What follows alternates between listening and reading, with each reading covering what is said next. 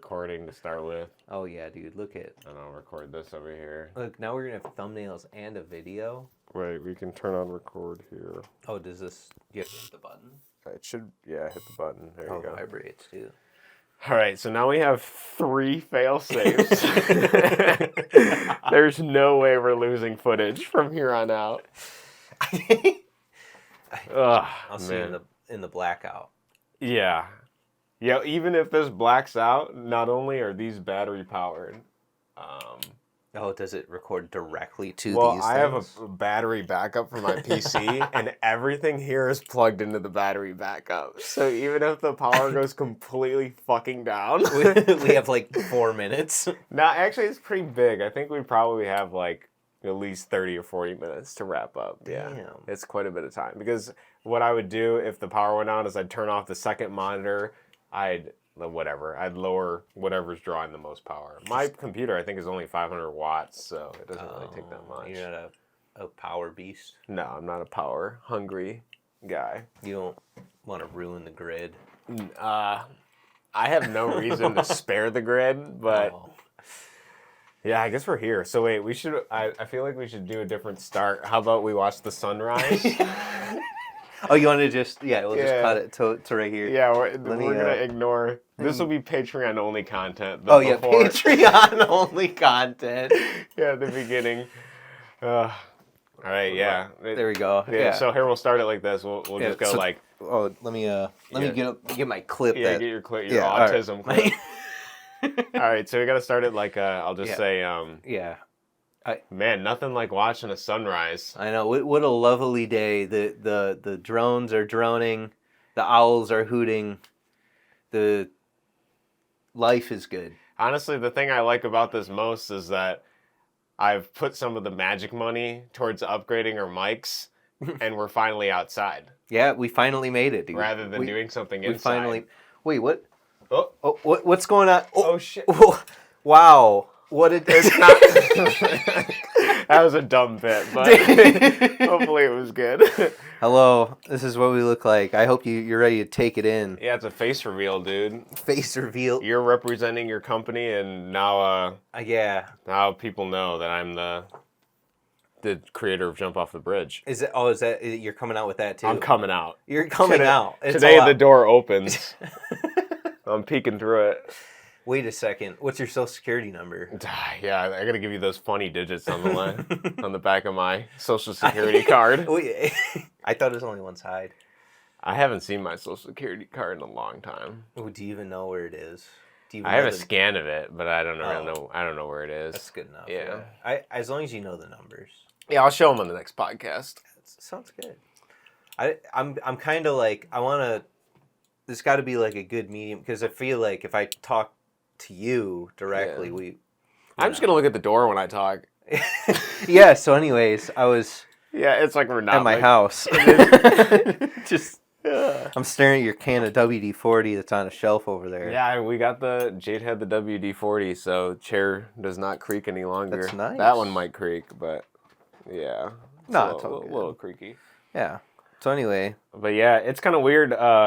Doing a face reveal for a 10 subscriber special, of which, a percentage of those subscribers are definitely not our accounts. Nope. Not at all. No, I don't have 8 alts. Yeah, nothing.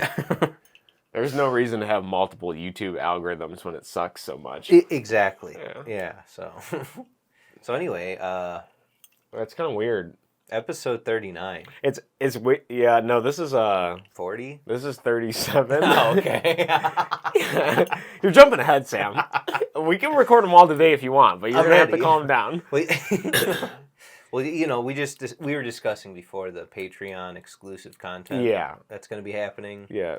It's us getting our clothes on for this episode. Yeah. Well, normally we do the podcast naked. Whenever I was talking about like us being naked, that was an inside joke because we usually don't have anything on. It's weird because we've had a lot of intimate moments together, but we haven't had to show them on camera. Yeah. So now everyone can see it if they really want to. It's a little weird. It is a little weird. They're going to be watching our every move. There's a lot of plot that people got to catch up with if they're jumping in at the video. That's true. We've had, not aside from the joking intimate moments, we have had quite a bit of intimate, like, personal reflective, introspective moments between us. Yeah, no, that's true. Yeah. And now let's cut to those.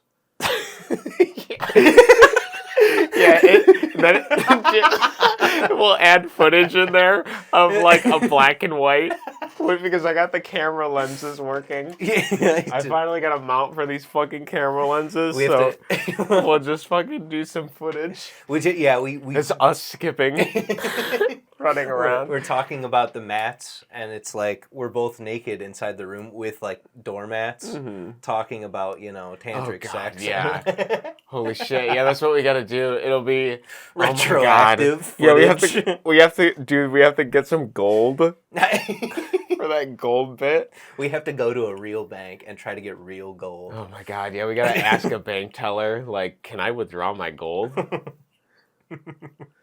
They just hit the button under the counter. Yeah, it's time. Well, see, that's why we're in such a nice park. It's true. Yeah. Wait. Can I get out of the way? See, there's a guy right there. See that guy right there? There's a cave here too. Oh yeah. This is gonna be here. You have to come towards me. I'm just gonna get under. Wait, your chair's. There you go. There it is. Look, there's a guy walking his. There's a guy walking his dog right over there. What? How do YouTubers do this shit? Dude? I don't know. I think they just have a different brain. It must be, yeah, a brain that's backwards. It's like the camera reflection That's mirror. Did you know, if you think about it, vampires couldn't be caught on most cameras? Why? Because they can't see their own. They don't have reflections. Oh. Unless they just can't see their own. But when I was looking up a bunch of cameras, they're like mirrorless cameras now. I mean, the Sony A600, I think, is like one of the first mirrorless camera of that.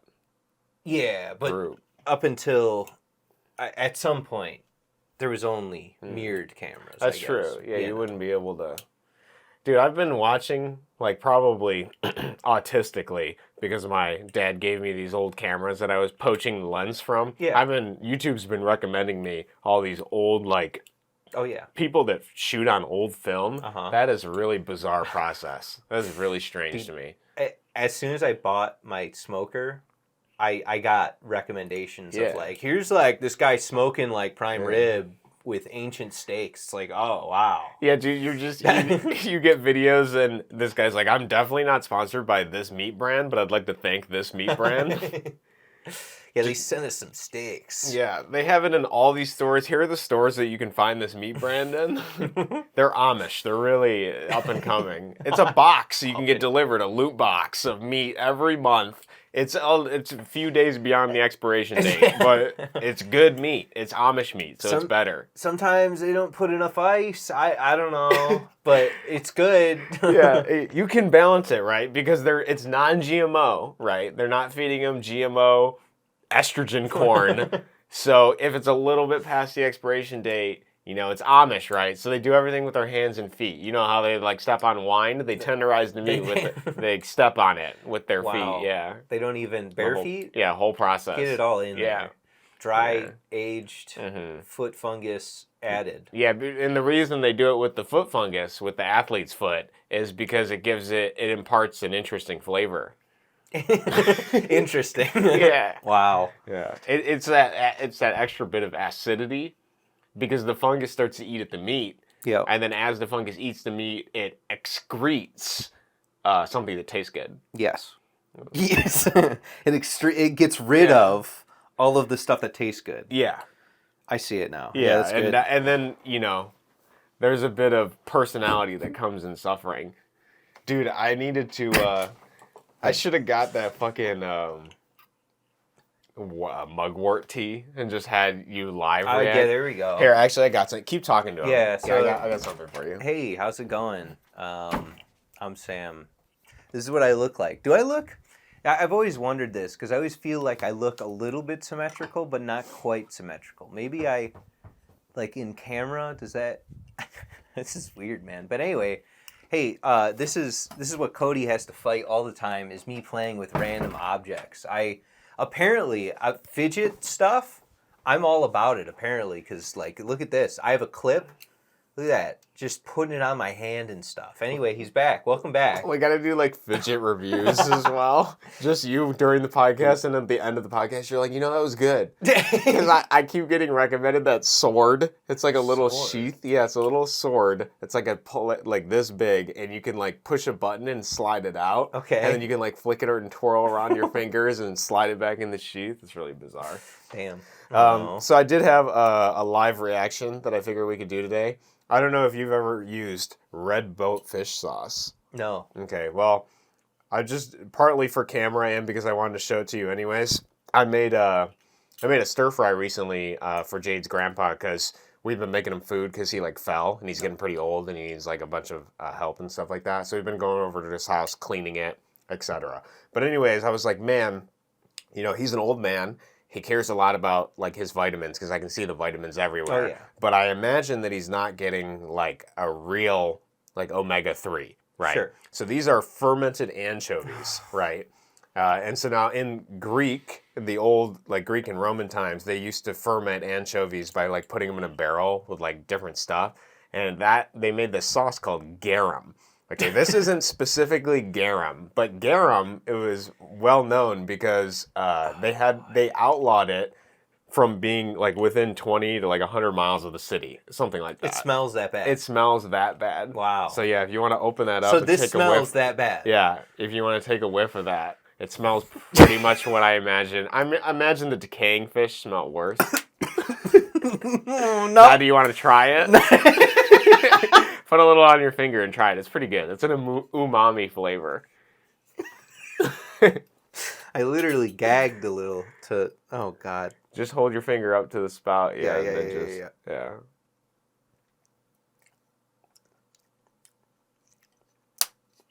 It's not the worst thing in the world. Like I could see that being in a food. Yeah, once it's in food, The smell afterwards, even in your mouth, you can smell it. Oh, dude, it smells like. This smells terrible. Actually, it smells. It smells the worst. But it tastes really good. No, I look. I'm just like. Now you have a new autism. A new autism toy. Just. In your fingers. Ooh. Holy shit. Oh my god. Maybe this is, dude. I don't like this smell. It's like permanently in my mouth. Dude, all right. I need some water. I'm gonna go grab some. You talk to the Yeah, here. You want the fidget toy? Yeah, here. Give me the fidget toy. Yeah, man. So it's a pretty good sauce, though. I'm not gonna lie. I used it and stuff. I quite enjoyed it. It tastes good. You don't even really notice the smell once you cook with it. I mean, as you're cooking with it, sure, it's pretty bad, but it's pretty good. I quite like it. And I guess and I was thinking about using it in the first place because fish has a lot of omega-3 and omega-6.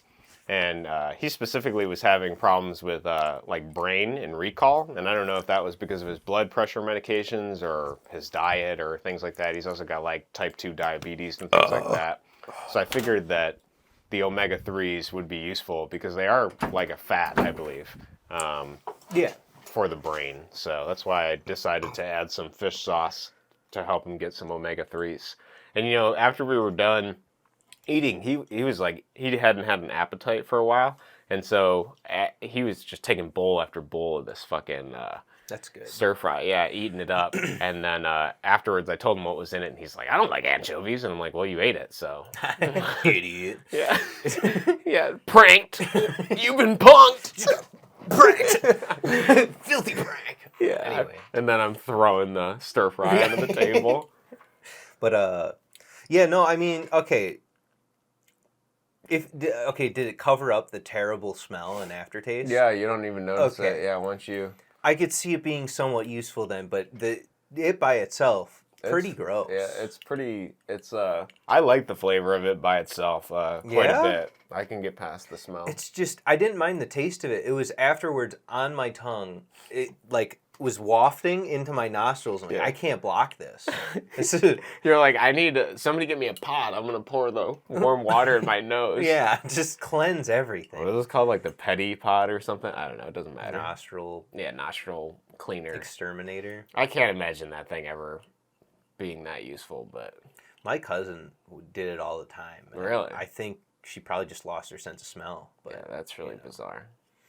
I don't think that actually. But you know, Yeah. she just used it all the time. Anyway. Yeah, since we're doing our 10 subscriber special, I do have a topic of conversation that I'd like to pass by you, see what Excellent. you have to say. So, obviously, we're at this point in our career. You know, we're quite prolific. Sure. You Yeah. know, this is episode 37, and we're revealing ourselves to the viewer. Yep. And so I thought a lot about, you know, fame, right? Uh huh.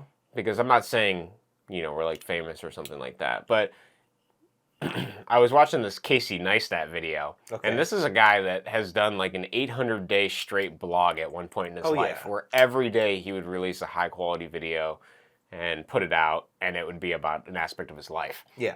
And I had stumbled across a video on YouTube of him reflecting on that and talking about how the difficulty for him was that he wanted to show aspects of his life, and he tried to essentially like monetize every aspect. He externalized all of everything that he felt and milked it for content. Yeah. And then at a certain point, he recognized that, you know, he was milking everything, like his relationships, his like family, everything for whatever. It was just not exploitation. I think that's too harsh of a word, but essentially it is like pilfering at everything to try to externalize it online. Yeah.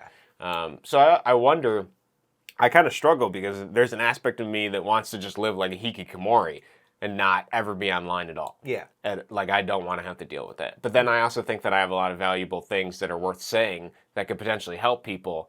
And I also, in this day and age, I feel like you have to monetize yourself in different ways, right? Yeah. So I mean, like, well, you can be like a troglodyte off the internet, whatever, right? And be perfectly fine. I mean, like, there's a couple guys I worked with. They work with technology. They have laptops and junk like that, but they, like, outside of work, nothing. You know what I mean? Yeah. And I mean, like, I think there's a bigger push for that more and more, it feels like, because people just get so burnt out of, like, social media and whatever, you know. So. Yeah, I guess maybe I'm thinking about it from like creator's perspective, Yes, right? yeah. Not specific, because obviously you're right. Like I could just get a 9-to-5 job And not even. and never have to be online ever. But that doesn't satisfy me because I do want the creative expression of being like an artist. The only difficulty I struggle with is, you know, how much of my life do I want to put online? Well, I mean, like, if you take this back to, like, the first episodes that we did, like, we didn't even say our names till, like, episode 7 or 8.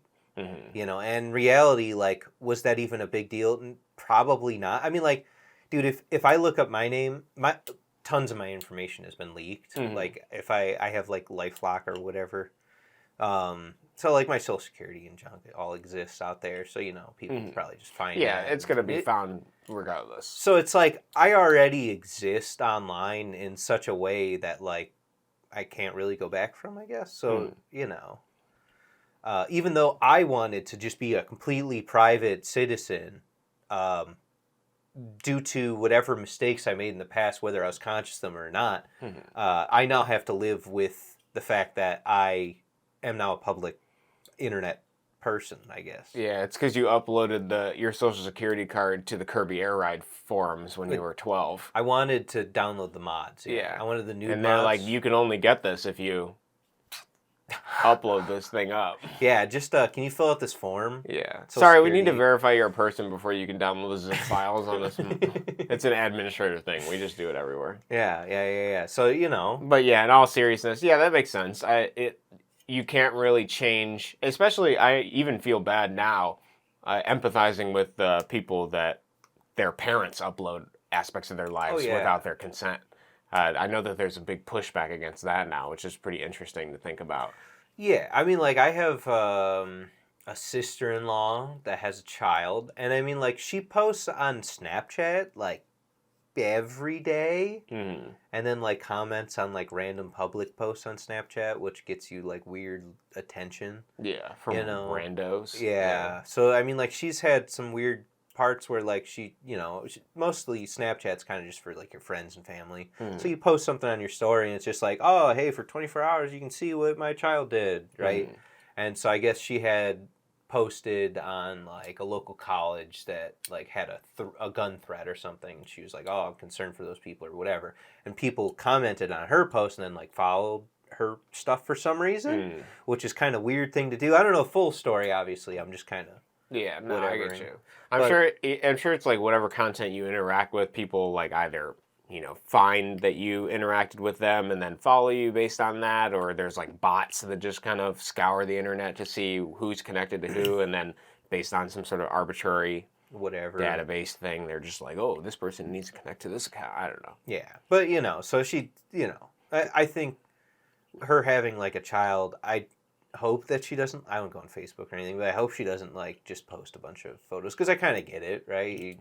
If you were online since day one, that kind of ruins your ability to choose, I guess, that if you wanted to post a bunch of stuff online.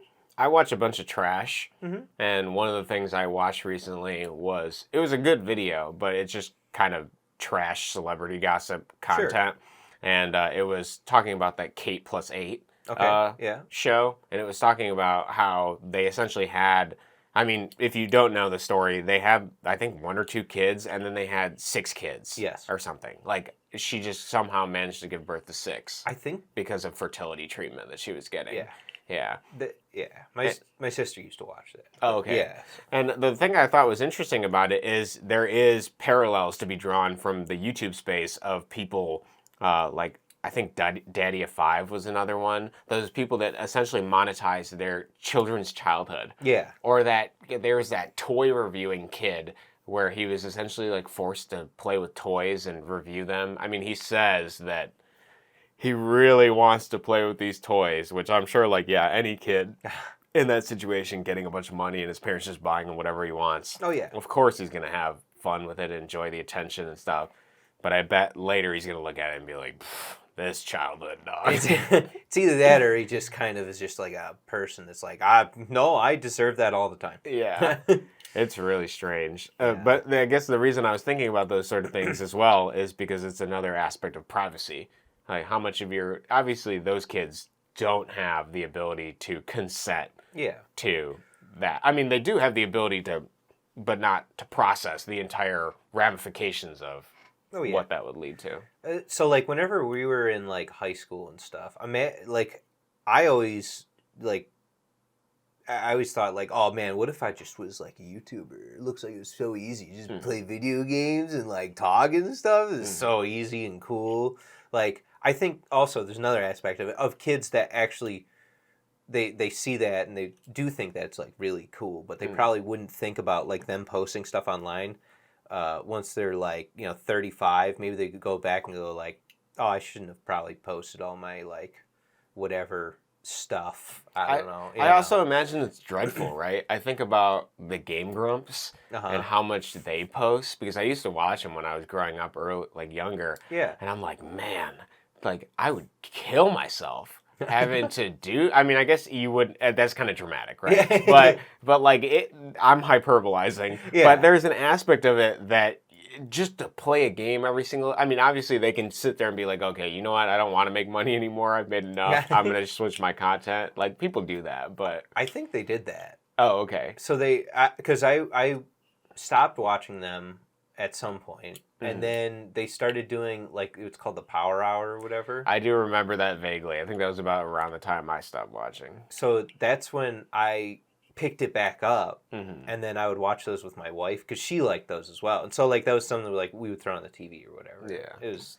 so it was like, even though I started watching just random YouTube Let's Play videos, and then, like, at some point just stopped, and then I picked it back up almost, Yeah. I think the change was good, or I don't know. It doesn't really matter. Yeah, it doesn't. I guess the thing I was trying to point out is that at the end of the day, they have their own free will to be able to decide what they want to do. Yeah. But I don't think, as a young person, I can idyllically remember, like, yeah, I want to play video games. I want to show people playing these games. And there's still aspects of games that I want to play because I feel there are games that aren't talked about.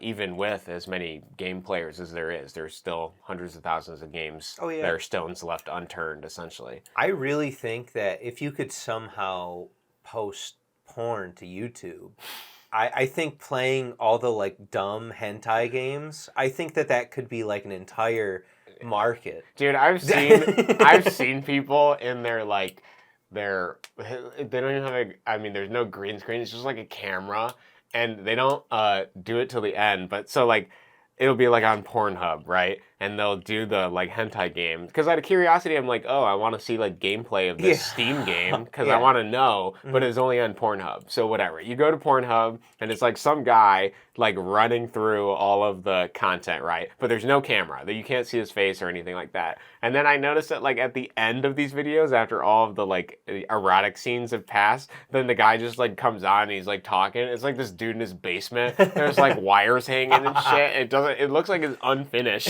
And he's like, yeah, man, that you're just talking about the game. It's really wild. Does he go like, I give that 4 nuts busted out of 5? The funny thing is they don't bust nuts while they do it. They're like... Yeah, exactly. Yeah, they're just like, oh, dude, I'm playing the content. I can't upload this anywhere else, so it's on Pornhub. Yeah, it's just, like, to me, the idea would just be, like, for people's curiosity, that would just be easy clicks, right? And, like, you could have fun being like, oh, look at it, hey, it's that guy with his dick out again. Whoa, you know. The problem is that on YouTube, you can upload, like, content if it's educational. Yeah, did you see the butthole guy? That was recent. No, I hadn't seen that. Oh, wait, are you talking about the chest thing? Is that what you're talking about? Chest thing. Yeah, sorry, I was thinking, it doesn't matter. Continue. There's a guy that put up tutorials of how to, like, nair your butthole. And on the camera, he literally, like, got up and, like, had it was a full butthole with ball sack. Oh, my God. He did not hold back. And then he, like, rubbed the nair on there and, like, took paper towel or whatever and like wiped it out. Oh my God. I had to look up the video. I was like, there's no way, because I was watching someone else like talk about it and I'm like, there's no way that this isn't sent. Nope, it's full. Dude, I saw something. We can look it up right now. Look. No, put it on the green screen. You're like, dude, you have to see this. That'll be our background. I can't believe. Oh my God. No, I saw it was like that video I sent you. I didn't even watch it. I couldn't. There was no way. But I sent the you guy doing the natural harvest the recipes. Oh my God. If you're new here, there's a book called Natural Harvest where it's recipes with your own semen fluid. It's horrible. Sam got me this as a joke. I forget what episode it was in, but nothing in here looks appetizing at all, my guy. But yeah, no, the video he sent me was a guy that was like, I tried all the recipes. And it's like, I had to know if he was doing it for real, but he literally, I mean, like, the first one's a smoothie, and he's like, here it is, the fluid. And he puts in the smoothie. I'm like, oh, all right. That's about all I need to know. That's terrifying. I wonder if any of the... I think I said this when I gave it to you, but I'm like, I wonder if any of the recipes are actually good. I can't imagine. I cannot imagine them being good. I mean, what if it's like, oh yeah, it's just steak with a sauce on the side? I honestly think our joke earlier of the Amish people with the foot fungus tenderizing the meat You'd rather would impart better flavor than adding coom to your meal. Speaking of meal and coom. Oh no. I don't think I have anything with coom. But I've been using my grill. I've been looking for a new glaze for my meat. Old glaze isn't working anymore. Exactly. You're making like pulled pork, and you're like, I gotta put something on this. And yeah, what's pulled pork without pulling? Without a little tug job in there too. Without a little pulling. Little tug and pull, huh? Little pulled pork with some tug and pull, baby. I'm going to go jack off on the pork. You open up the thing, you have like this... God, I don't even know. I was going to say like a picture, but... Yeah, it's on the underside of the grill. Yeah. And you're like... You're like, honey, it's your turn. to come here and help me glaze the meat. My hands are getting tired. In my backyard, just people around. Hey, neighbor. Yeah. Glazing the pork. Bob, I can use your help over here. You want to donate? Yeah, you have to do it smoking because you need that long cook time. Yep. Because you need the 20-minute refractory period in between every single. It's a 9-hour recipe. I got to be out there. Man, do we have no content? Is this what we resort to? But, I was going to tell you about my pulled pork. Yeah, tell me actually about your pulled pork. It was good. Yeah, did you like it? Yeah, it was pretty good. I got a whole pork shoulder. Yeah, that's good. And so, it's big. It's a chunky piece of meat, yeah. 7 pounds. Mm. Like a newborn, a healthy newborn. You're supposed to cut off, the fat cap. And, I read the recipe, and I looked at the fat cap. I'm like, I can leave some of that on. No, cut the fat cap off. There's plenty of fat. Does it just burn? No, it doesn't burn. It's just whenever you're, shredding it, you'll get, thick, rubber chunks, essentially, thrown in there. So it's, that's a little gross. Yeah. Other than that, did that pulled pork. Yesterday, I did a beer can chicken. Which is where you take a whole chicken and you shove a beer can up its ass, opened, of course, and then you slide the chicken on there. You put it right in the grill, just like that, and it tastes pretty good. Does the beer can how does it? I think it just keeps it. I think the whole idea, I think, is just that you have something on the inside that keeps it moist, because the beer will obviously bubble off. It's going to heat up. It's going to steam, right? Or yeah. something. And so on some of the pieces, you could taste a little bit of just a hint of beer. And so I kind of get it. And I think, because I just used a default whatever beer, I think next time if I get a stout or something heavier or with more flavor, I think that'll change it quite a bit. Yeah, see, I guess the difficulty is that you only have that one little spout in the top of the alcohol for where the steam's gonna come out. Yeah, that's why you shove it inside the chicken. Yeah, but I just don't feel like it would. I don't know. You could hear it, because what would happen is you'd hear it would I'm guessing it was boiling or something, the beer, and so it would pour out the top and then it would fall over. Interesting. Yeah. So over the course of it, I had about quarter of the can left at the end. Yeah. So it was it used most of it. Oh, that's interesting. It's redneck cooking, dude. It is. Yeah. It was pretty good though. The thigh meat, I'm not a big dark meat person, but the thighs were oh. Yeah, I got thighs on that that's chicken? a great fit. Good. Yeah. That chicken didn't miss leg day at all. Or it always did. walking. Yeah. Oh yeah. It was sitting on his ass in that cage as they abused the shit out of it. No, that is very interesting. But yeah. Trying to think of anything. Oh, dude, the next 2 things that I'm going to do.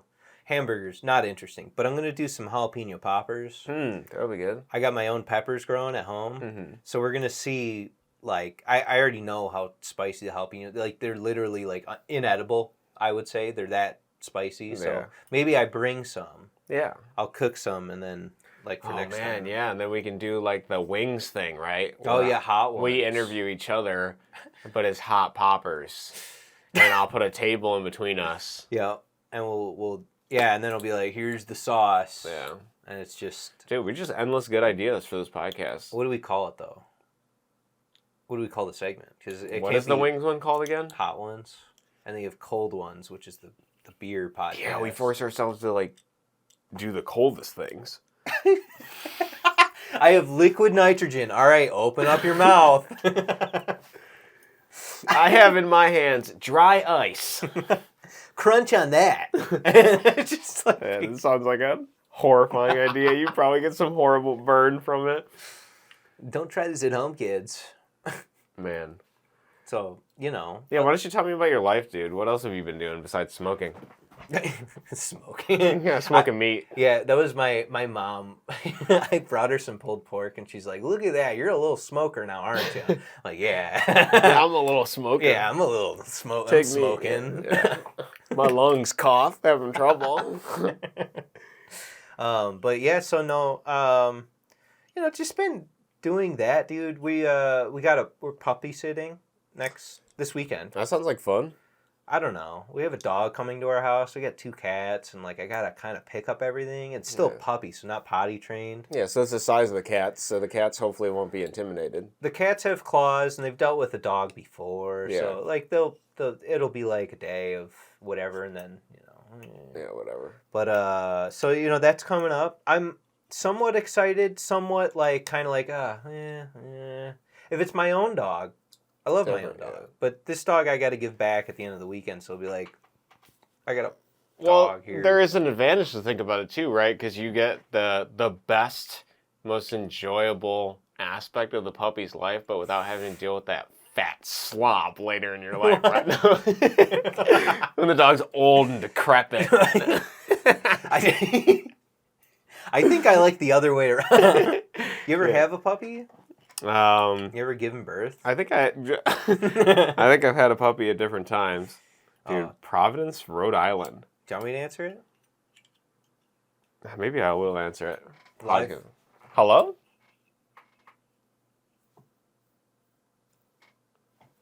Hello? I can't hear you if you're talking. They hung up on me, dude. Why would you fucking call me? Providence, Rhode Island? Call us back. Dog. No, they're just trying to see if you pick up so that way they can send that to the bot account so they can spam you more. Yeah, that's true. That's all it usually is, I think. Yeah, maybe they just gauge whether or not the decibels raised or lowered, and they're like, oh man, he picked up. I guess this guy, he said hello. Time to hello him another 50 calls. God. Well, they have that those bot spam filter things where like you can tell like Google to go like, hey, are you real? And then they have to like say a phrase or something. And so that way it's like bots can't figure that out, and Yeah. It's like a new advanced form of CAPTCHA. Pretty much, but for phones. Do you think like do you think like phone numbers will stop existing and we'll just call each other through like Discord already kind of is a phone? Dude, they really want to get everybody with those chips. I'm sure they'll find a way to eliminate the phone number and just get you a chip. Yeah. Or actually, I saw recently somebody like was able to scan their unique palm print to be able to pay with their credit card. Like they just held it over top of it. Gotcha. And it scanned like the lines on their hands. I don't see that working forever. I mean, like I got like calluses right now. Yeah, I don't know. So like when that changes geometry of my hand, like if I stopped working out, I would no longer have calluses. Then I go back to the gym, start working out, or even playing guitar. I don't know if your fingerprints are able to be read. I feel like there's got to be something they're gauging from the. I don't know. I have to look at it. What do you got, dude? Yeah, let me pull out my tarot cards. It looks like you can expect a long life. Okay. You're gonna have one wife. Okay. Make sure she never takes out the garbage on May 30th, and it looks here like you're gonna have an Amazon subscription for quite a long time. Jesus Christ. You got it all. Wow, it really feels like you know me. Dude, can I have you do something? Yeah, what do you need? So here's what I've been doing. I've been putting this on the meat of my hand like that. Can you do that? Does that feel good to you, or am I just like insane? No, it feels good to me. I do it with my hair clip all the time. Oh, yeah? Yeah, except I like the pinchers of it, You like the actual like claw? the pain, yeah. Okay. See, that one hurts if you leave it. Masochist. But I mean, like, why is that? Can some of the scientists who are watching this, can you figure this out? Well, if Freud is anything to go by, right? So think of your relationship with your mother. Okay. Right? And then Yeah. Yeah. I want you to consider the Oedipal complex here. Right? So think about it. Pinching this, the skin, feel the tautness of it. It's tight. It's like, lick it. Feel it. Get a real... I want you at home to lick your palm. There's a lot of sensitivity here, and it reminds me a lot of when I'm...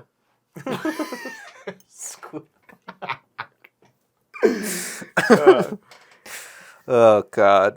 But anyway, yeah, dude. What else has been going on? Oh, yesterday, had a fun... I just woke up, and I was like, wow, I'm depressed and just like didn't get out of bed till like 11. I woke up at like 8:30 and I'm like, Yeah, why don't you summarize why you're depressed for the viewers in case they don't want to listen to the rest of their podcast? Because this is a routine bit, right? This is a callback. Yeah, you're calling back to your depression, right? No, this is real. Yeah, I know, but just... Depression isn't real. We're monetizing your depression right now. Call back to the bit. Give them the... So let's go back. Yeah, go back. We don't have the Minecraft animation from Fiverr right now to extract the bits of you explaining why you're depressed. So go back. Give them the... I don't even remember why I was depressed before, but I was depressed yesterday for some reason. I don't know why. Yeah, honestly, I feel like I've been struggling to go to bed too lately. Not to co-opt your depression, so you can talk about it. No, I mean, like, I went to bed at like midnight, but I woke up at like 8, and I just was like, yeah, I'm just gonna lay here. Yeah. I'm just gonna lay here. I'm gonna watch YouTube Shorts now, because why not? Why can't I burn 3 hours of my day laying in bed to make myself feel worse about how I'm feeling? And then go get some coffee and a muffin, because that was the only thing that I was like, oh, maybe this will make my day a little bit brighter. So I went out, got a blueberry muffin. They heated it up in like the oven thing. Mm-hmm. Wonderful. I got a mocha even. Wow, you really you. I was like, you catered to yourself. Get me in there. Get me in there. Jump! I gotta get in the bathtub of this shit. YouTube knows that I'm going through like a spiral downward, and so it keeps trying to recommend me like content that's just really banal. It's like, what's up, guys? I'm in the Team 10 house, and I just filled my bathtub with Orbeez. It just knows I want that low effort, like... Shit, bro. This motherfucker. Holy shit. Oh, my God. Kyle's gonna jump in the Orbeez bathtub. Mr. Beast here, and I have $10,000 to throw at literally... shit. We're going to be going to the horse stables today, and I'm going to give those horses some money. Whoever of my friend group can lay in the horse shit the longest. He walks up while they're in the horse shit, and just like, I'll give you $5 to eat a handful. Yeah, for extra money, Ted, I have right here a spoon of what just came out of the horse's ass. And a piping hot toddy for you. The guy's like, yes, Mr. Beast. Yes, like, dude, he's like, man, it's getting real hard to pay for my kids' school and shit, dude. He's like just actually suffering. Mr. Beast is like, I'll raise it to $500 extra if you can swallow without making a grimace on your face. Just exploiting his friends' desperations for money. Oh man. I'll give you $500 if you let me give you a prostate exam.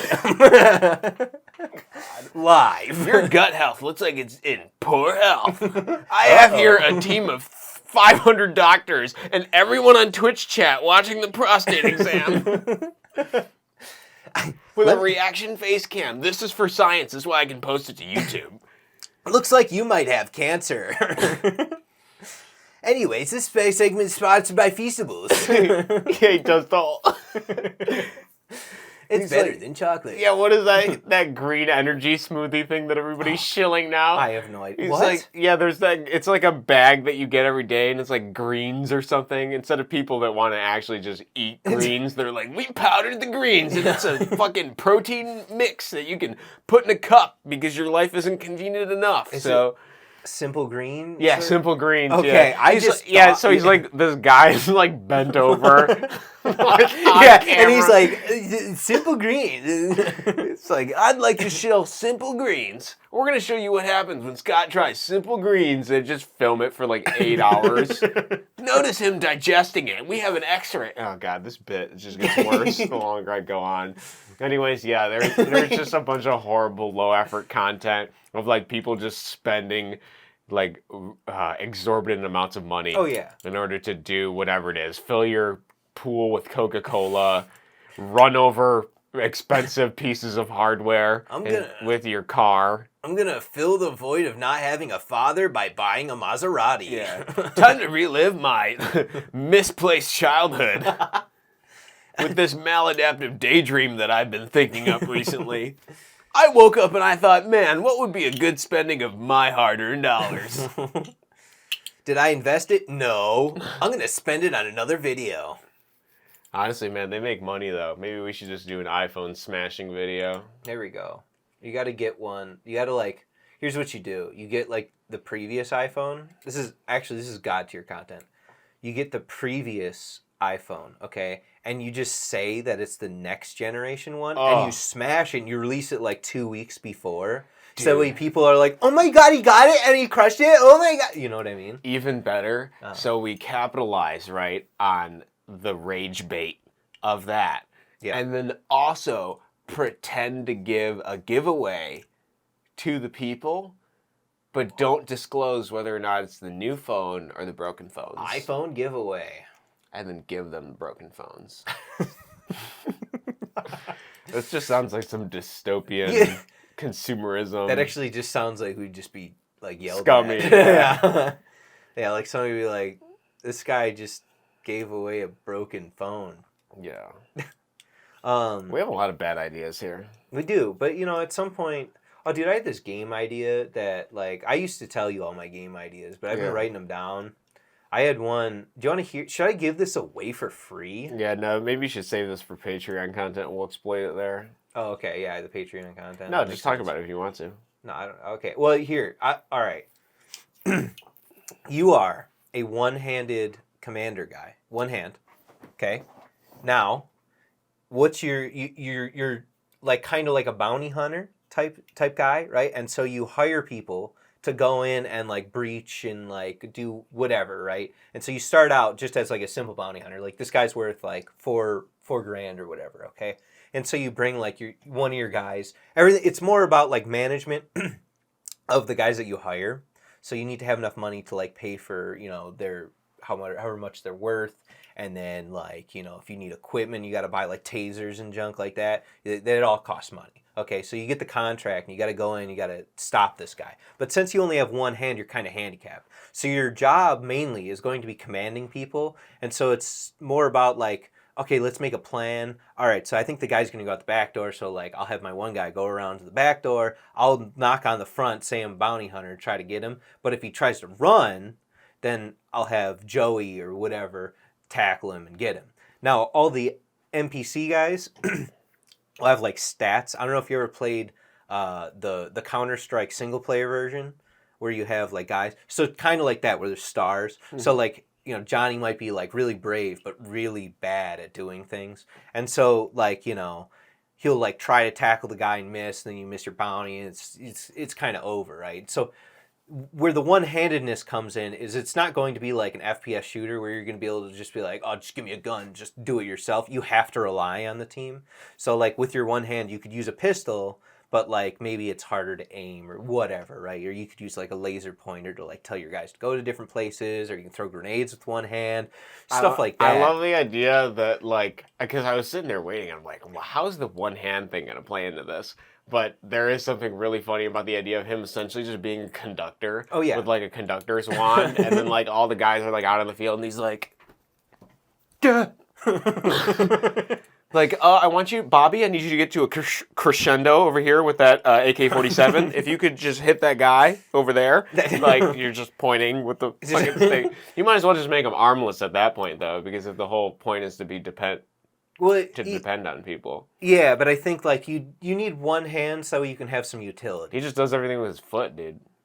Yeah, I guess. He just you could do no just hand. Lifts it up to his foot, pops the grenade thing, kicks it like one of those like hacky sacks. Hacky sacks it into the door or whatever. Plunges it over the thing. Some guys are like, holy shit. But essentially, this would be more of a management type sim Yeah. it was my idea. Yeah. You know, so but thought it was kind of cool. Mhm. You know, stats and yeah. It's an interesting idea. I like the idea of handicapping people, and then the dependence thing. It does remind me a lot of the Rainbow Six or the old Ghost Recon games where you have a bunch of people I haven't with seen one of loadouts. those in such a long time. Mhm. That's why I was like, oh man, that's kind of like an undercapitalized Mhm. market. Maybe not even market, but I like playing those games. So Yeah, I liked Cruelty Squad a lot because it reminded me gameplay-wise of Yes. that, but it did not have the team system or the AI with the... I mean, even the AI itself was kind of... yeah. depending on... But like the thing that I always thought of, like another reason for like the one-handedness is like in Counter-Strike, like I'm better than all the bots. Like I'll just go send them to like be distractions while I just pick off guys. So like if I couldn't do that and like the best I could do is like maybe wing a few shots at them with a pistol, then it would be like, okay, so I got to actually think and do stuff, you know. Yeah.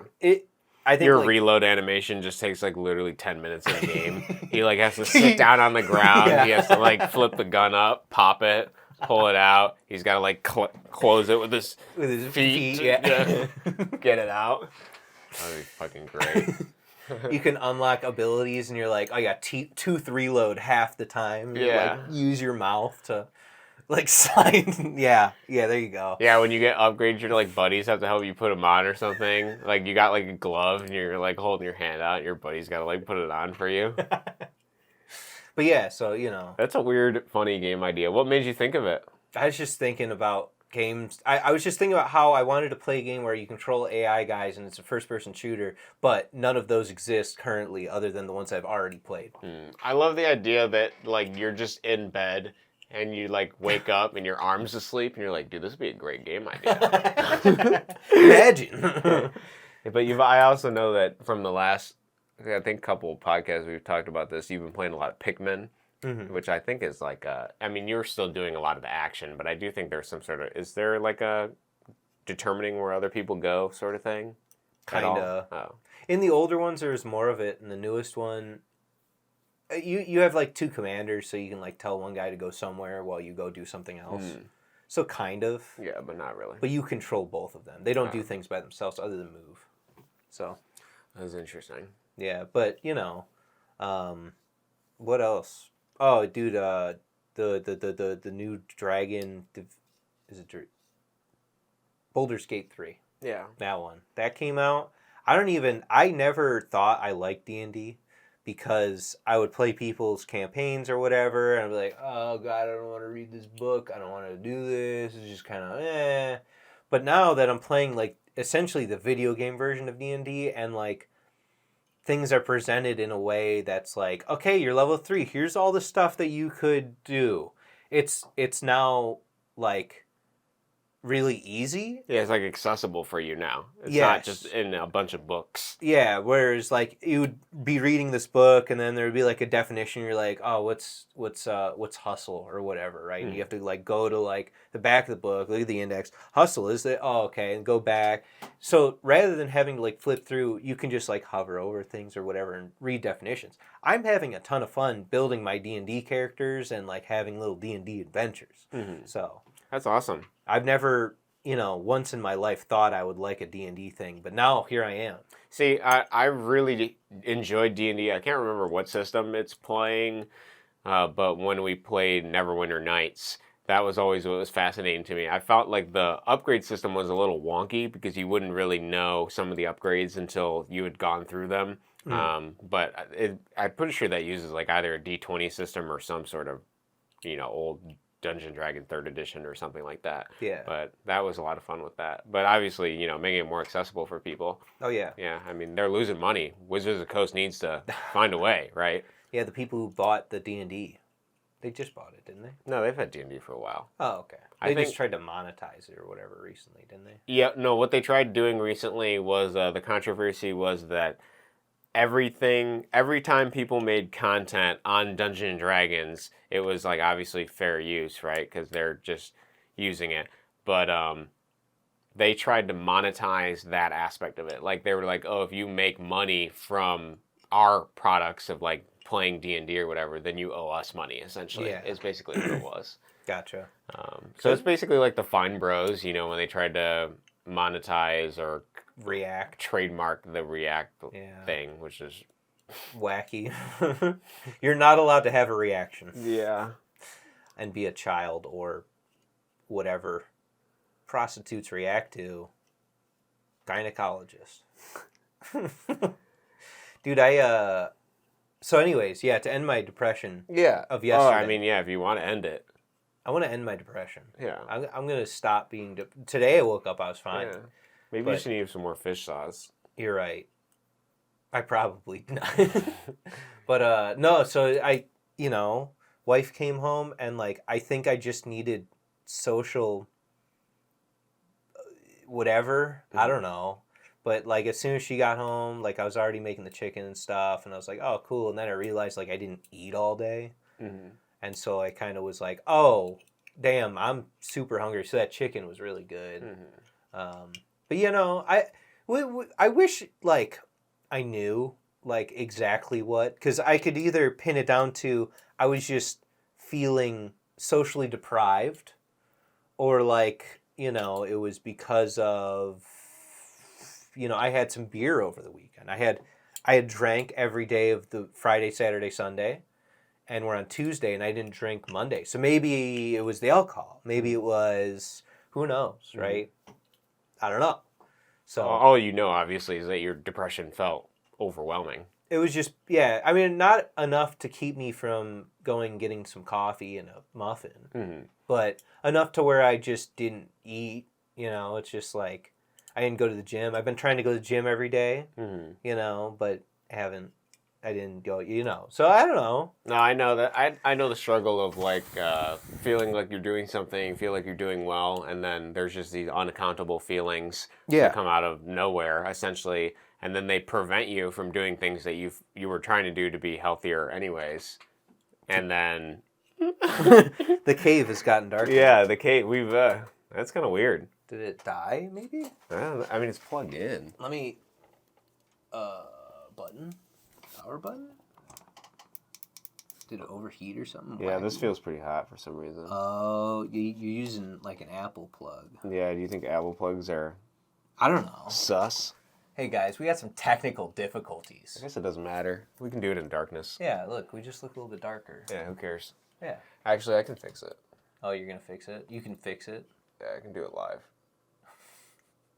So, bear with us, guys. I know you might want to click off as soon as the light went out. I get it. But please stay. We're need desperate. Look at I think I was saying just before we started, I was going to slowly get sluttier because of this, because the mic weighing my shirt down, so. Yeah, anyways, what I was saying is, yeah, there's a bunch of, obviously, feelings that are unaccounted for and they come out of nowhere, right? And then when they do come out of nowhere, they end up preventing you from doing the things that you were doing in the first place to be healthier, and then you feel the guilt and the shame of like, oh, well, I've been going to the gym every day and I didn't go to the gym today, so that sort of becomes overwhelming and it burdens up on you. I totally get it. It just, and it's just, I don't know, for some reason, you got it all. It's all there. Do you feel like there's, I mean, for me, I can understand like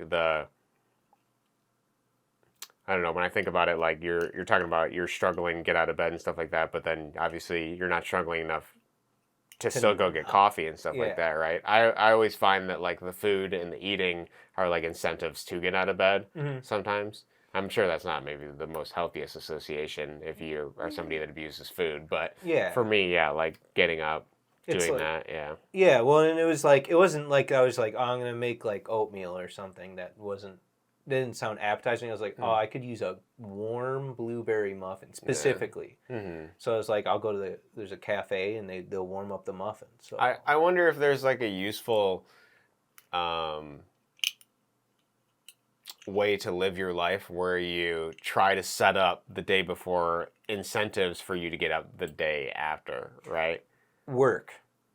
Well, work is one of them, but I was thinking like something more enjoyable. I mean, obviously having purpose, that's true. I like right now the thing that I assumed was the problem, like the reason why I assumed I was depressed because I've been I was supposed to start working like a couple weeks ago. Mm-hmm. And so like, even though it's like, it's work or whatever, I do enjoy it.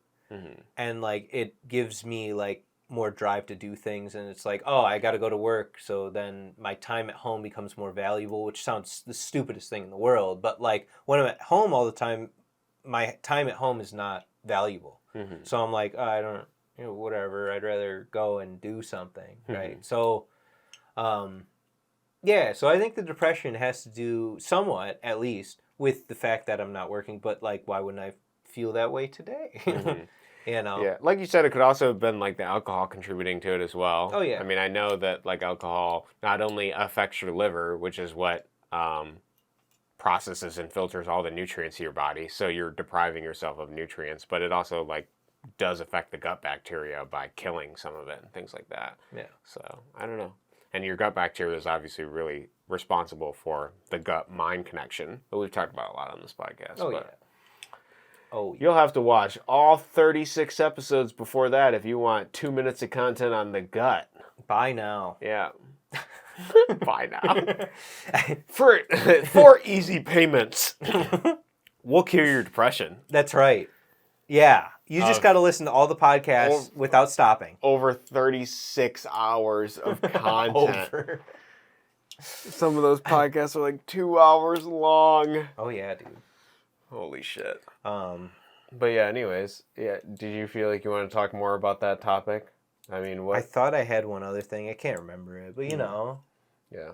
Obviously, this is a forum for us to talk about whatever, so. Oh, yeah, dude. It's a forum. Yeah. It's a forum now. We're real people. We're not AI chatbots. How do you know? That's true.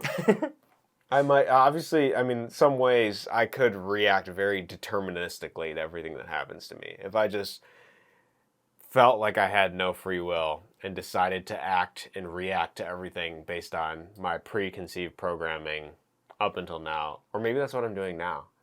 Maybe this is like a meta-analysis thing. Maybe I am just living by all the scripts that I've picked up over the course of my life. And even me saying this right now is just a reaction to that. Yes. You know what's wacky? What? What if we are just a simulation? What if we're just in a simulation, but for some reason that gives us like this like small range of like, oh wow, I think about these things in this way, and it seems like it's free will, but in reality it's part of a simulation where we were set up preemptively to have these XYZ characteristics to see why we would do certain things in certain situations. I guess I wonder what would change even if it was a simulation. Nothing. That's the wacky people would part. still do the same shit, right? It wouldn't matter. It literally, nothing would change what we're doing. Really, I mean, even if aliens came down, like stuff would change. Like if aliens came down, like, hey guys, here's like cure to cancer. See ya. Yeah, the aliens would come down, and then there'd be like a guy watching his webcam at home. And he's like, Rule 34. Start sketching. It's like, yeah, exactly. Like, people are still going to just be like, man, that alien looking kind of thick. Man, I do like that third tentacle, though. That's the real reason that they just push all this weird stuff. It's just to make it so that humans are more attracted to the aliens when they finally do make their appearance. The aliens just have like a real thick rump. Yeah. That's why they keep pushing all that like twerking material and everything. They weren't ready for it. Yeah. And now we prepared them. Yeah, and then they wanted to like lower everyone's standards, so then they opened up like the OnlyFans thing. It all started whenever we hired MC Hammer to do that one song. Yeah. My anaconda don't want none unless you got buns, hun. Is that MC Hammer? No, what the fuck? Isn't that like Can't Touch Nicki This? Minaj? No. Anaconda? No, that's a different song. My anaconda don't want none unless you got buns, hunt. That part? Yeah. That's that. I think that's a dude. What? Look it up. Look it up. You're silly, bro. Look it up. Just type it in. Type it right into the device, dude. My anaconda don't want none unless you got buns. I'm ready. It's MC Hammer. I'm gonna be wrong, but I'm ready. Guys, we can be quiet now because there'll still be content for you and your little mind to watch. Holy shit, you're right. Ooh! Holy shit, you're right. Ooh! Holy shit, you're right. got Wait, to your yeah, the MC song, Hammer. It samples "Baby Got Back" by Sir Mix-a-Lot. Oh, the other song Yeah, samples it. so the actual song is Ah. by Nicki Minaj, the Anaconda part. Yeah, but that's... But it samples, I was... or sorry, maybe it samples the Anaconda part from "Baby Got Back" by Baby Sir Got... Mix-a-Lot. Yeah. That's really Wait, by strange. who? Sir Mix-a-Lot. Okay, so that's not MC Hammer. No. No, so I was But wrong. you're right that it's a guy. Yeah. Yeah. No, yeah, I just remember the original song. I don't know about this Anaconda business, but... That's so weird. I can picture like Nicki Minaj's cheeks Yeah. very vividly, so I thought you were completely wrong. You watched that music video. I did not, that much. Okay, once or twice. Yeah. On a bad day. You know, it's like coping mechanism of sorts. There's something comforting about the...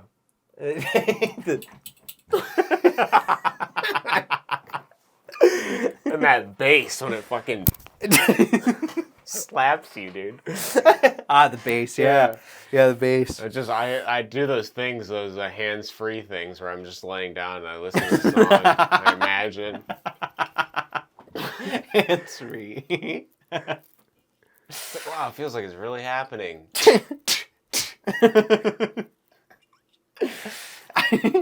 Why do I feel like this podcast got way hornier than it's ever been? This is, why don't you, this has to exist, right? You have try not to laugh challenge. You have try not to masturbate Oh, challenge. God. Try not to touch yourself. That's an even worse form of content I've ever imagined. That's so bad. I feel like there's already this prevalent thought in society of people that like lack self-control. Oh, yeah. Because that's something I find really interesting about the furry content, right? This is a weird tangent. Yeah. But I think about that a lot, right? The people that have like fursonas and stuff, because there's almost wow, this ties into a lot of things for me. But so there's like this concept, right, of people that have like a fursona, and there's this aspect that they want to be a different person. They want to pretend to be somebody else. There's even that in like varying degrees with like the various liberal movements of like identity and stuff, because people no longer, I think, according to my impressions anyways, it seems that we attribute a lot of value to just like what you are as you are, rather than like you aspiring to be better. And that's not to say that there isn't like, you know, the grind set mindset of self-improvement, because there are a bunch of people that are trying to do that. But I feel there's an interesting aspect of, you know, people want to be validated and worthy of whatever it is just based on their identity. Yeah. And then they want to use their identity to essentially be their personality.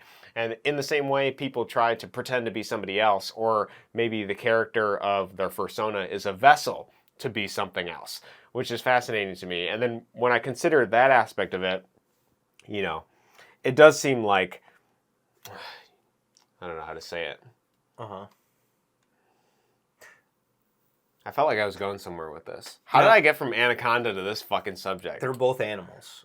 The animal thing, sorry, that's right. Thank you for reminding me. So I was thinking about the concept, of furries, right? And then there's the animalism, right? Because furries are animals, and animals are instinctual. And then there's this association with like the beast, right, with people. Uh-huh. And I find that really interesting too, because I feel in life you have to make choices. You either make the choices that validate like the beast within you, like things like hunger or like sex or like masturbation, like forced sex, whatever it is. Yeah. Like I feel like there's those primal appetites. And I feel like we have the ability and the conscious ability to make different choices, and we don't have to respond to our internal programming, whatever it is. And I think that ability of free will is what allows humans to like imagine a better self and to become more spiritual. And so I find it really fascinating when you have things like the furries and things like that, because it's almost like they want to be the beast again.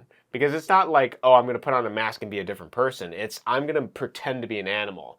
And that animal, maybe there's an aspect of we reject the beast of ourselves in a way. We're disconnected from it. And so they're trying to connect with that more primitive, primal sense of self in a way. Or maybe it's just they don't want to be responsible for their actions. Maybe they don't want to have self-control or be responsible. And so by being an animal, they don't have to deal with the responsibilities of, people. I don't know. I think that it is purely, I think there's a couple ways that this happens, right? I have a family member who really liked dragons, would draw dragons really well, and now, at some point they just were a furry, right? At some point it just became that. I don't know if it was like they saw like whatever, and they're like, oh, I really like dragons. I'm gonna just go full into the furry whatever thing, or I don't know how it happened exactly, right? But like it was just like whenever they were a kid, just like, hey, I found dragons really interesting. I'm just gonna kind of obsess over that, or maybe not obsess, but like take in that content because that's just what I really enjoy, right? And so then that just kind of just makes you into a furry because now you're in the rune, the scape of I'm drawing myself as a dragon. Yeah, it's really interesting. I understand what you're saying, right? There's like some comfort in their childhood or something like that. Maybe they played like many hours of Ratchet and Clank and just really identified with. Saw the Goofy movie and they're like, that's one hot mama jama. Yeah, they were a fan. Like I get that too, but then and there was obviously that phase of like the anthropomorphic characters that came out in like the 2000s and stuff. Yeah. You had things like Ninja Turtles and whatever else other fucking shows. Yeah. But I don't know. I guess it's difficult for me to pin down what it is, but it does seem like an aspect of, because I've noticed that certain people that are really shy will also do the furry thing because in a sense they're hiding their face and then they're becoming something else. Yeah. And that ability to disconnect from themselves allows them to be in essence themselves because they want to be that outgoing person. Yeah. Or they want to be this other thing, but they can't reconcile it in their head unless they put on a mask to do it. I find, so like, that's my assumption anyways. Yeah, I find it fun to make up characters and be those, like, just in my own personal, so I can completely understand, like, somebody wanting to, like, just be like, I just want, like, a completely separate identity that I can do XYZ, so that way, I get this feeling out, or whatever, so, I think that makes sense, what you're saying, pretty much. It is. It's strange to me. It's interesting. I used to find it cringe, but I think the more I look at it, the less I find it cringe because I think it's some sort of escapism. Or I don't know. Yeah, escapism is definitely part of it, but I also think it's a way to overcome like weaknesses of character because I think that these people want to be more outgoing. They want to be loved. They want to have a group of people that they can identify with. Yeah. And I can't speak for like obviously all the really degenerate aspects of the group, but that's going to be with every group. So I mean, like there's even like if you look at like sex communities like swingers and junk like that, I'm sure that like most people that are like in a swingers club or whatever, right? They're probably like, oh hey, the swingers club people, they're all pretty cool except that little group in the corner that likes to eat people. Like we don't talk to them. It's just like I was watching this video from this girl on YouTube, and I'm going to apologize beforehand because I have not ruminated on it long enough to have a profound thought about it. But because I usually like to think and rattle it in my brain, and I feel like I need to watch the video a few more times because it was very dense. But she was talking about the infantilization of women or the women identity or whatever in the public reality that we live in the social world and things like that. And she brought up a lot of interesting concepts of like whenever you watch like certain TikToks, depending on what your algorithm is, it'll be like, she was talking specifically about these girl dinners. Like, I'm going to have a girl dinner today. Girl boss is going to have a girl dinner. And like the girl dinners was just like like microwave Pop-Tarts or some shit. Or just like horrible processed food. Yeah. It was like really low effort, but like I'm going to have a girl dinner. And then when you think of girl as like a youth and younger, there is like this push like against responsibility. But I recognize like in society, women have to deal with a lot of responsibility as is. In fact, I feel now more that they have to deal with a lot of emotional responsibility that men don't take as well. Since you have people online that are just like, like manosphere type people that are like, I'm going to be the alpha male and the best way to do that is to believe my mom's a bitch and my sister's a cunt. Yeah. The best way, the most optimal route that I planned out. Most optimal route. You know what? Women fucking, here's a bunch of data. And this data, it's 30, 40 years out of date and it was really bad. But I'm the rational male, so as a rational male, women experience emotions, so unfortunately they can't be as rational as I am. If any women come at me, they're just on their periods. Yeah. So fuck them. Instead of, doing the healthy thing and talking about, potentially my feelings about this thing, I'm just going to go home, sit in a dark room, and fucking beat off. Like an alpha male. Or if they're on the no-fap thing, they're like, I'm just going to take out all my anger and hate on the first person I see and project what I think this woman is without even listening to her onto every woman. Because obviously I was hurt by a woman, and I'm going to make the fact that I got broken up by a woman my entire personality. So my wife left me, that's my personality now. Oh, I wanted to know, how does your Andrew Tate hole go?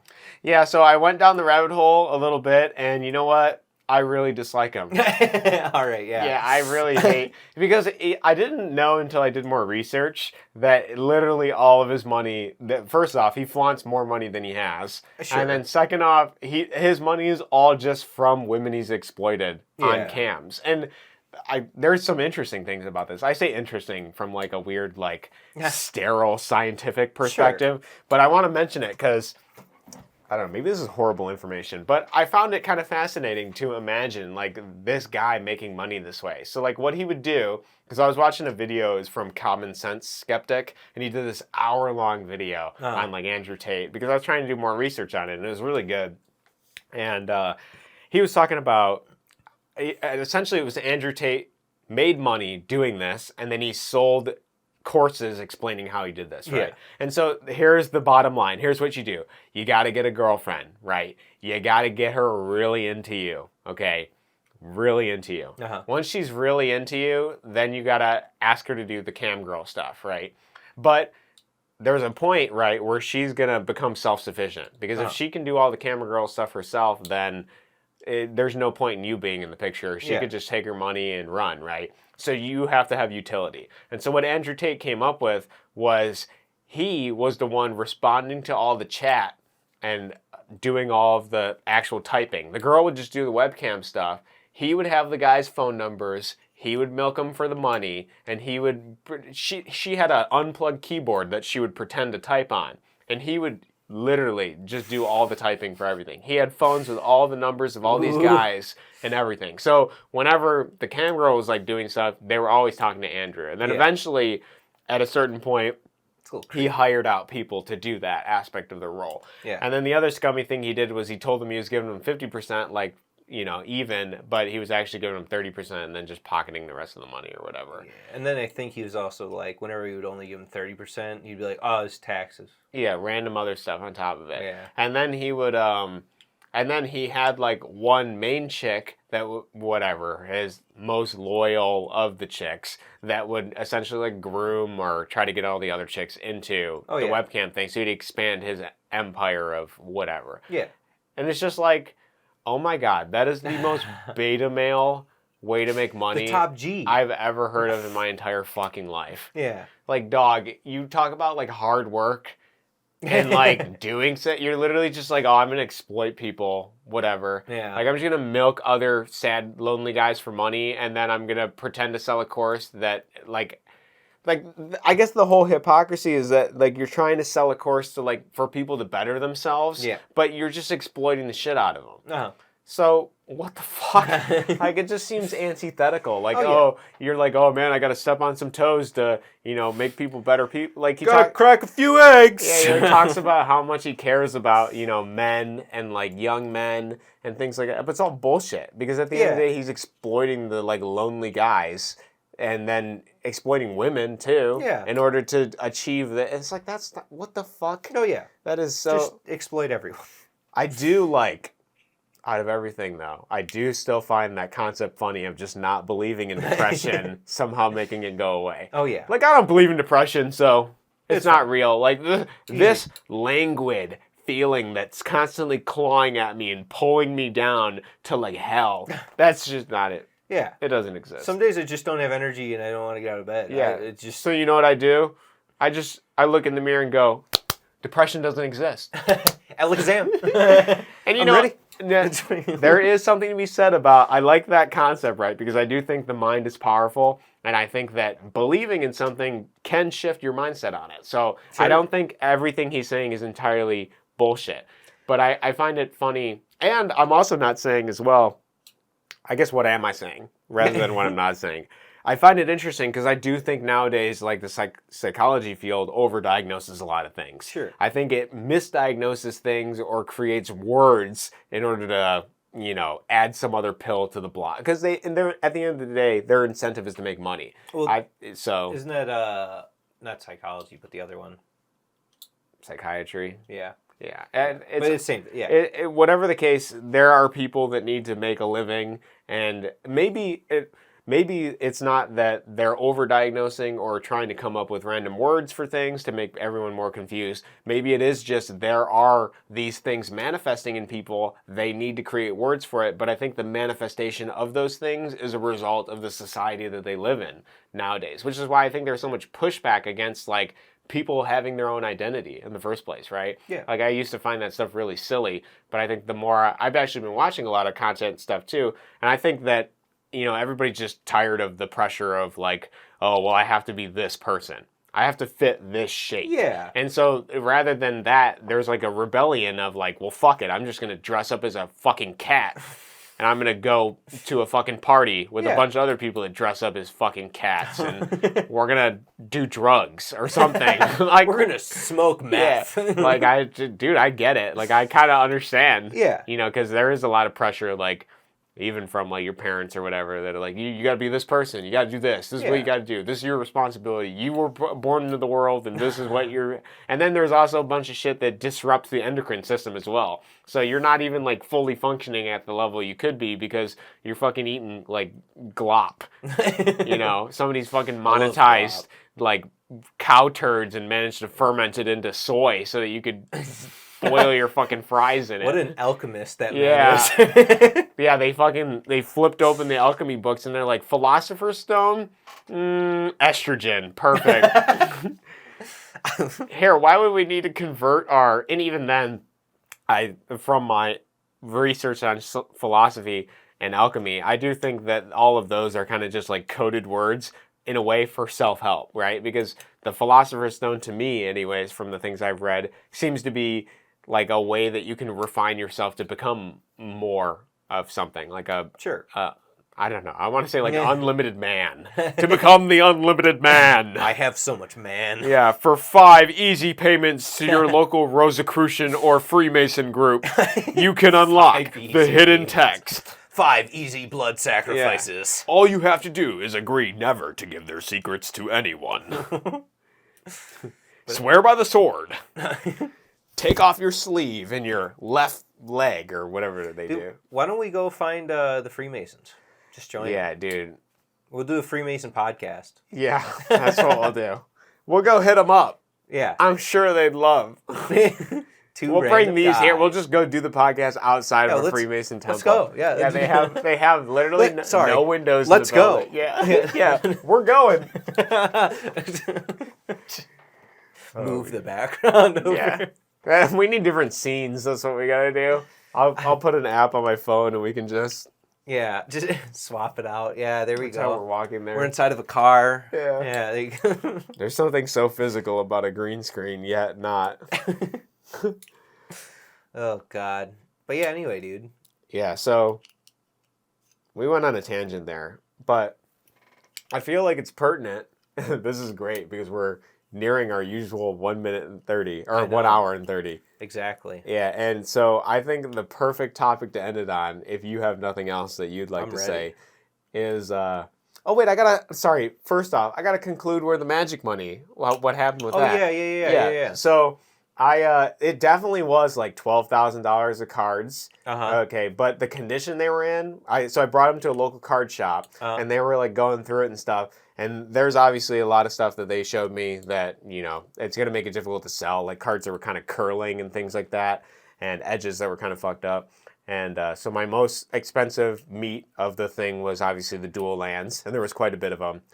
And the guy said he would do like 5,200, and I was like, you know what? I'm just gonna take it. At first I thought it was like a bad deal, and I like kind of went back on it. Like in my head, I was kind of like getting cold feet, like after I'd gotten the money and he wrote me the check, and I was like, it just doesn't feel like a lot of money. And then I was thinking about it, and I was like, you know what, it doesn't matter, right? Because it was free, and even if he's got to make a buck too. I don't really care. And then I was thinking about it, like I'm sure I can do everything I need with the mic. I mean, these mics were like $400, and so I was like, dude, it's totally worth it. I mean, or sorry, it's probably like 340 or something. I'm overestimating. But at the end of the day, like this is something convenient that I can use for everything. So I took the 5,200, and immediately, like one of the first things I did is I paid off like a bunch of Jade's like credit card debt. So we put like 3,000 to That's that good, yeah. immediately. Just knock that thing out, because the problem is they have like a 20% interest or 26% interest, and so you're just gonna be in like debt hell forever the rest of your life. So I'm like, fuck it. This at least gets headache off of her. She didn't want me to like do aspects of it, but because she felt like it was my money to do whatever I wanted with it. And I was like, no, like obviously your stress contributes to my stress. You have this. We're like obviously a partnership. We're trying to work together. I was like, it doesn't matter. And a lot of this money was like for Home Depot, and it was stuff for the office as well. So I was like, fuck it. We'll just wipe that bitch out. Yeah. So fucking wiped it. Then I was left with the money to play with, which I've been playing with recently. So mics. I've been getting camera lenses and stuff. I put in money into Jade's camera, because although I didn't have enough money to buy a new camera, I was like, I'm just gonna work with what I got, right? So I have that camera. It can't record more than 30 minutes. It's an older generation. It's fine. I make sure that I got a power cord for it so I can plug it into the wall. And then I got some lens adapters so I can use my father's old lenses for his film cameras. So I could use that, because obviously lenses are pretty expensive. Yeah. And I want the ability to play with like different types of things. So it might have been like a little bit of an extraneous cost for me, but I felt like it was fun. And then I think I like bought some Steam games or something. I bought software because I wanted software to be able to clone drives, because I couldn't find anything. So I bought this Chinese software for cloning drives, because Jade had a new drive to be cloned, and then I bought another drive that I'll get soon. It's like shipping, so it'll take another week to get here. I can put that in my computer, because I've been suffering with like balancing 20 gigs on my C drive. Oh yeah. And so I wanted software to be able to clone it and then partition it properly. And I think I got it between two programs. It works, whatever. Because I did it for her and it worked fine. So then I can't think what else I did. I just ordered a bunch of random stuff for improving both. I want to do more YouTube content, more stuff for my game with the drive and things like that, and then some software. I think that was pretty much it so far. Gotcha. Yeah, some games. Oh, and then I invested a little bit into some more chatbot stuff, because I want to do a video on that soon. So I see. I did some subscriptions, which were probably a waste of money, but at the end of the day, I feel like it'll be funny content. Because I don't want to spoil it, but anyways, everybody talks about like this doom and gloom with the AI stuff, and I want to offer a different perspective. So last episode, I did have like a lot of grandiose ideas for like what I was going to do with the money. And then after I got the money, I still managed to do most of what I wanted to do. Yeah. I wasn't able to get the new camera. I did look on Facebook Marketplace for stuff, but I figured why get something like slightly better than that when I can just wait till I have more money to get something I really want. Yeah. Like I really like. Like I saw a bunch of cameras that were like the Sony A6000s or something, and I could jailbreak them to remove the 30-minute recording limit, and then they'd work perfectly essentially for what I want to do. But the Sony A6000 to A6000 like 400 has like shitty battery problems. Gotcha. And I'm like, dude, I could get these older generation problems with the shitty batteries, but then they have like overheating problems depending on the one. Like I think the A6300 has like problems with battery life, and then like the A6400 has problems with like overheating. I'm like, dude, I'm not gonna fucking bother. I'll just do more research when I have more money and get a nicer camera. So I'm gonna use her DSLR for now, plug it in, just do 30-minute takes if I have to. It doesn't fucking matter. So that's cool. And yeah, basically it. So that was the end of the Magic thing. Probably more money. The only story is I walked in there, had a fucking list of everything. I was like, here's the list. Here's the Card Kingdom buy list price. Here's the fucking TCG lightly played price. Here's a column so you can write your price. And then it was at the end of the day, so the guys like, spent like, it took them like an hour and a half to go through every card. I only had like 50 cards or something in there, but he went through them all, everything, priced it out for me. I was like, okay, whatever, you know what, I'm going to take it. I don't play Magic anymore. And the only other way I can make money with this is if I sat down and played the game or whatever. I still have the rest of the collection. I just don't have the most priciest aspects of it. Yeah. So, yeah, that is the end of that. And I feel pretty good about it. Even if it was 5,200, it was like, like I said, when I got the TCG lightly played, it was like 12 grand or something like that, which is a lot of money. And it potentially could have been more money if I was patient, but I've been living with like no money at all for a while. So I was like, fuck it. I just need something to, work out and monetize more things. So I feel like it worked out, but we'll see. Maybe, yeah. I can't really have any regret at this point. I did it. So, you did it, yeah. We're here. I could still probably milk money out of the collection if I want to go through the process of pricing out all the like $1 to $2 cards or whatever, which I might do at some point if I get desperate. But for now, I just want to take the money and try to use it towards actually making more content and things like that. So we'll see how that works. But I'm pretty happy with it. Turned out pretty good. Sick. Yeah. Yeah, that's nice, man. Yeah, free money. Why not? Yeah, essentially. It obviously took time to piece through the collection to find the cards that are worth it, but it was less effort for me because I only have $30 in my bank account. So you might as well. It's an instant upgrade to anything. So that was sweet. Yeah. Yeah, I feel like there's probably more charitable things I could have done with it, but yeah, but at the same time, you need to. Yeah, I guess I got to figure out. Take care of yourself. The way I reconciled it in my head was like, you know what? Like I could use the money to make more money, and then I could when I'm at a more comfortable spot in my life, I can be more charitable, like I want to be. Yeah. Because obviously, like just throwing this money to some other person isn't going to necessarily be what they need or what they want. Yeah. And I feel like, whatever the case. So. I got you. Sick. Yeah, sick.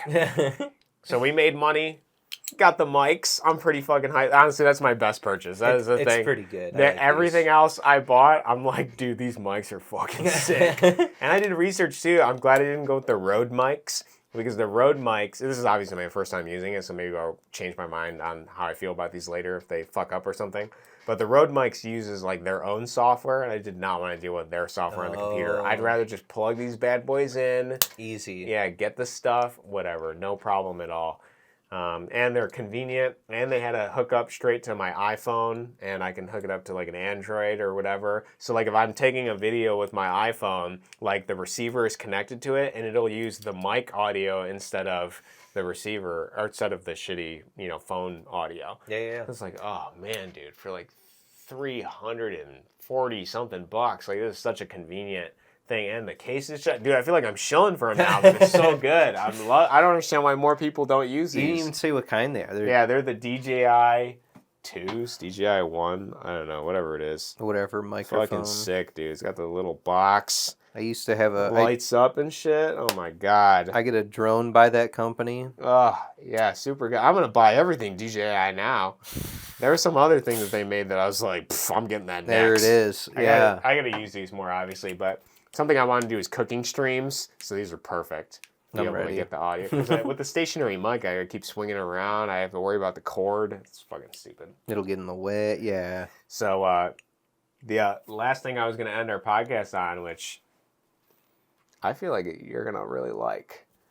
I've noticed there's been a swath of people trying to define what a high-value man is.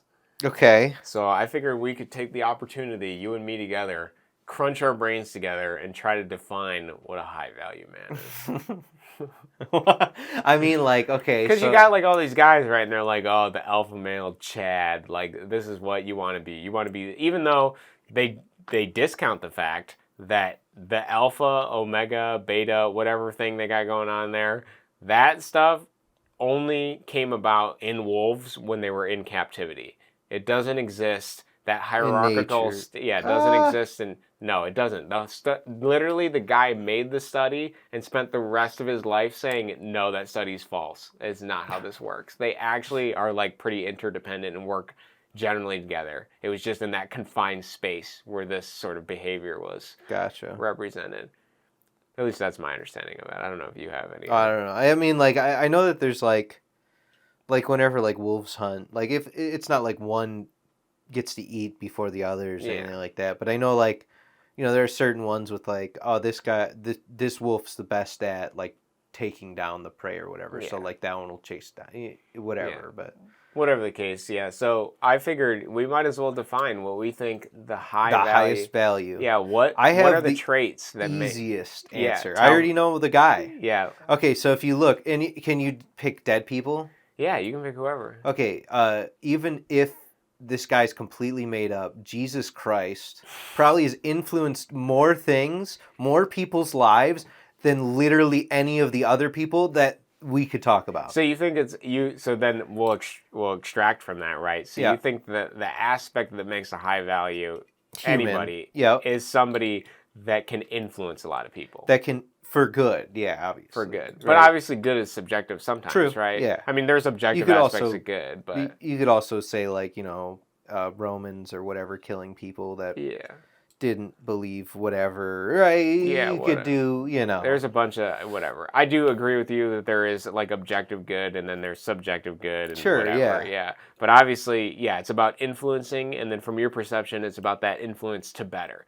Because obviously, like, you know, Hitler had a lot of influence, but it's not going to be the same kind of influence. I mean, like, either way, both people have influenced changes within society that could be for the bad. Even Hitler's existence, potentially, I'm sure there's something that has changed for the good because he existed. That's true. So I don't know what. You're gonna have to draw some interesting conclusions, I'm sure.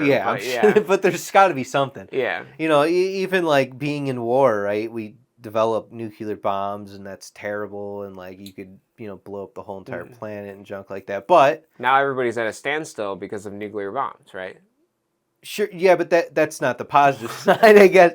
But you also get like, okay, so you're using nuclear fission or whatever. I could be completely wrong on this, but does that also give us the nuclear power plant? Yeah, definitely. Which provides a ton of power for relatively cheap. Yeah. Yeah, right now for easy, right? So it's like, okay, well, you know, even you could point out something as negative as that and still be like, well, you know what, without that, you don't have this, or, you know. So let's try to define influence then. What do you feel like influencing people means? It means someone hears about something that you did or that someone did and has decided, or maybe not even decided, just basically use that information to create a change in their own environment. So obviously it's both them knowing, maybe not your name necessarily, but knowing like the aspect of your character or something that allows them to inform themselves of a future decision they're going to make. Yeah. So in a way, it has to result in some sort of action on the person, right? Because simply knowing them isn't enough. I see what you're saying. But I mean, like, you know, you could meet someone, see how someone acts on something, and not even know their name, not know who they really are, but go like, that guy was really nice, and somehow has made an impression on me, and that has made me, change the way I am somehow. A story that I have is like, I was working at a plant once, and like I don't know, I wasn't even really sad or anything, but I kind of was just like looking down and like walking slowish. I just didn't want to be there pretty much, right?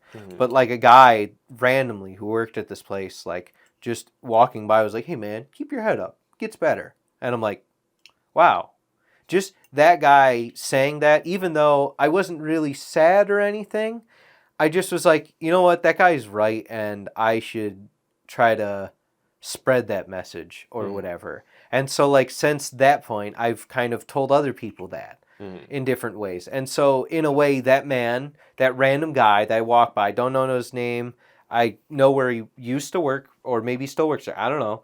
But that's all I know about this random dude. And for whatever reason, that has influenced me up until this point to kind of tell people like, hey, things suck for a while, but then they get better. You know, I feel as though like, I don't know. That's pretty wacky that guy had that It's influence. a powerful influence to you, right? Yeah. So I can only imagine this. If that guy was a Christian and he was like, man, what would Jesus say to this guy? And said that, even though it's, you know, whatever. Couldn't that have, you know, it just basically to defend Jesus as the most influential man. I get what you're saying, right? Like the idea is like whatever influence it is creates action. Yeah, to get back and that's the catalyst for other people doing things better generally. And for helping other people essentially. And it can go on forever. So that's cool. That is really interesting. So you think a high value person is somebody that influences a lot of people, that makes them change their ways? Because obviously we could argue Andrew Tate influenced a lot of people. I was just about to say the top G. The top G. But does he... Oh, my tater tots out there. So they're called up there tater tots. Yeah, the tater tots, bro.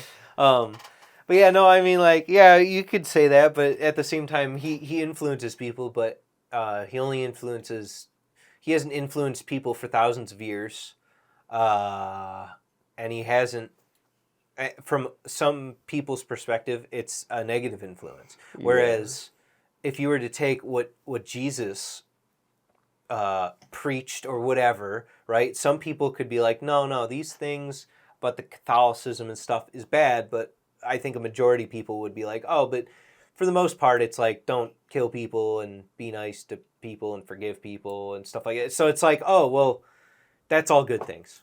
So it's kind of interesting because now you're adding the time element in there too, which I agree with, right? Because you have to influence people, but you have to influence them over the course of a period of time. Yeah. Right? And so, you know, there's all these people that worry about whether or not they're going to be irrelevant. And it's kind of interesting to think about because you have to sort of look at the past to extract aspects of like value and long-lasting traditions and things like that in order to, in essence, do them now because that is what's going to make you like live long, or, you know, the idea of you immortalized in a way. Yeah. And it's interesting to think about like high value now is actually high value in the future, right? You're not, in a sense, people worry about the high value, right? They're like, oh, I need to work out, I need to do this, I need to whatever. But in order to be high value, it's not simply just you need to be the best person you can be, because you need to be somebody that considers how in the future your actions affect people. Yeah. You need to think ahead and consider.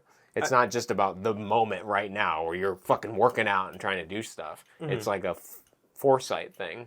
I mean, like if you look at it, just people thinking that they're going to be irrelevant in the future, everybody's, at some point, you will become irrelevant, right? Yeah. Unless you're really lucky, you get a bunch of books written about you because you did so much. Man, even if you get books written about you and stuff, people aren't going to read them. I mean, it depends. Like, you'll find, I mean, I find people in books, and I'm like, wow, this is a really fascinating person. And then I see the book's never been reprinted. Yeah. Like, there's nobody that's reading this information anywhere. I'm like, what the fuck? I mean, like, yeah, that happens for eternity. I mean, now we have the internet, so let's see if, like, that makes you more permanent. Yeah. Right? But I mean, like, who knows? In a way, I find the internet interesting because it makes you permanent in the sense that, like, you're a ghost eternally floating. Yeah. Like, the hands of you and your comments still exist on Reddit in an archive somewhere. Yeah. Like, I'm looking up relationship advice, but from the perspective of somebody living in the 2010s. Oh, yeah. And you're, like, Jesus. there in those threads. Like, it's bizarre. Yeah. What would be your choice? I think I agree with a lot of things you're saying. I think that, you know, high value to me is recognizing some of the laws of nature. I think it's recognizing the things that everyone values timelessly. Things like honor, purity, you know, whatever, innocence. I don't know how. I don't have answers for how I would create those things within depending on what it is in my life in this moment. But I think you have to recognize, these timeless aspects of character that show through. Now, hear me out on this. Yeah. You have Jesus. Okay, he was the most he's written about and all this other stuff. Now, there are other people that I'm sure were just as good as him, right? And just as good and forgiving, and maybe even better. Maybe a better character overall, right? But these people don't get their story written or whatever. God, I had this and then it disappeared. But basically, what I'm saying is that you could do all of the right things. It doesn't necessarily mean that you're not going to be forgotten or that people are going to like look at you and go like, oh, hey, that guy, really good, influential, most valuable man to me. I think part of it is just like somewhat luck. Yeah. It is. It reminds me a lot of PewDiePie in a way, right? This is weird. It's a weird tangent, but bear with me for a second. He's Jesus Christ of the 21st century. Yeah, he's JC PewD. That's what I'm thinking of. No, but so there's a parallel here because obviously Christianity was like promulgated quite a bit, and that was because of the printing press and the ability, to translate it into other languages. And it's like one of the most published books of all time, right? And so in a way, just by proxy of people having the books, they read aspects of them and things like that, and then that sort of became, pretty prevalent. Yeah. In the same way that like other religions are disseminated in various different ways. But the reason I refer to PewDiePie too is because there's an aspect of, because obviously it's like kind of luck that the printing press, that was the book and whoever decided to make the decision to do it, there's an aspect of luck there. But with PewDiePie, it was similar where he got popular in a large part because he was like living in different areas, and YouTube was promoting his content based on those areas that he was in. So he was in the U.S., or I don't know, it was like Sweden, then he went to like Europe or something, and then he was in like U.S., I don't know, whatever. But based on him just naturally living his life and uploading in these countries, the algorithm was like, oh, he's in these places, and uploaded, pushed his content to those areas, and then he became one of, by luck, or in essence, there is an aspect of luck there, but then there's also an aspect of, if you recognize why these people got famous for the reason that they did, then, like, obviously, my book isn't going to be that influential if I write a book, because it's going to be strictly the English audience. But if I pay to get that book translated, that's something that's in my hands that could be, pushed into another thing. Disc full. Okay. Oh, boy. Right. Hopefully it's saved. Yeah, I guess we'll see. Man, yeah, we're not running. We're not gonna. We're definitely never gonna lose another episode. Dude, yeah. Well, we won't because technically these are still recording. Oh, hey. Hey.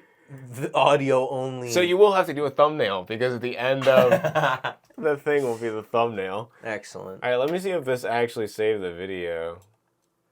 I mean, I guess it doesn't matter right now. Oh, yeah. Oh, yeah. Look at that. 1 hour and 46 minutes. Oh. Ooh, that's not a good sign. Is that corrupt? Are you on 1, 2, 3? You have VLC. Sometimes VLC. I do have VLC. Better.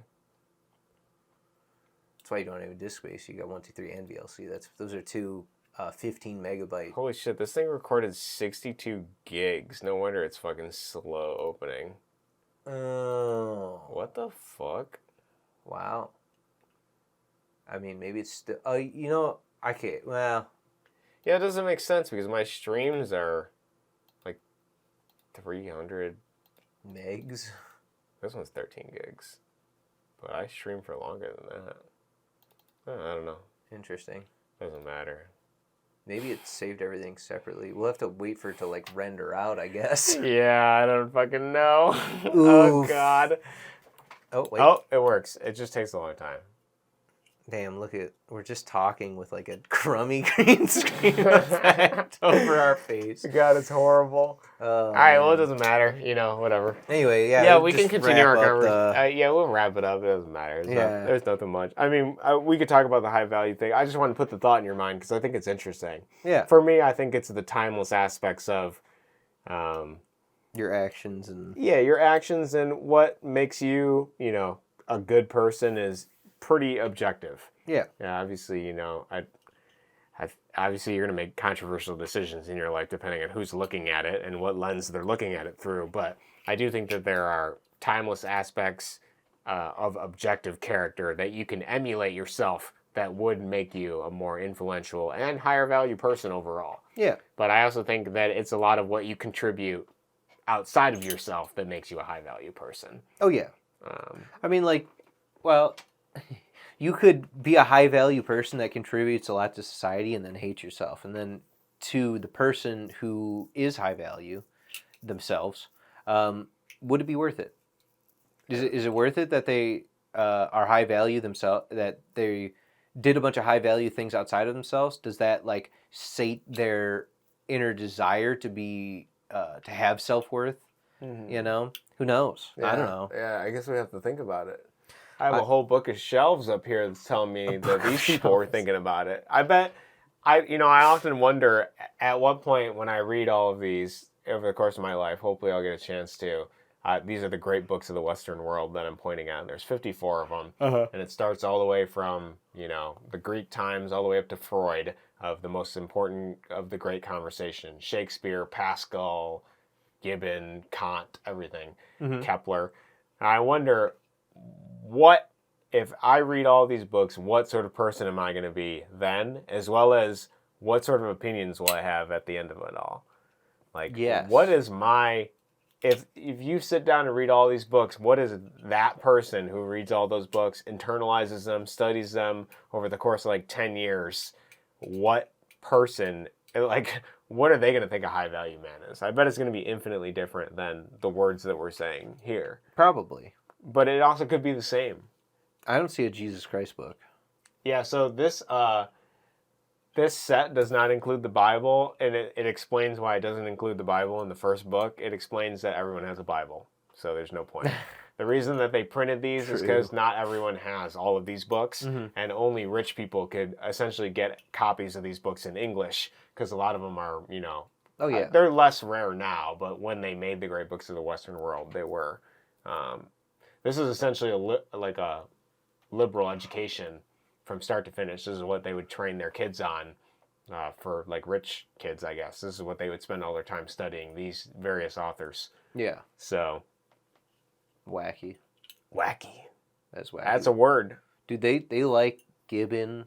There's 2 Gibbon books. Yeah, so Gibbon is, that's the fall and decline of the Roman Empire. Oh, those are very important there. books in there. Let me know how that goes, how the Roman Empire goes.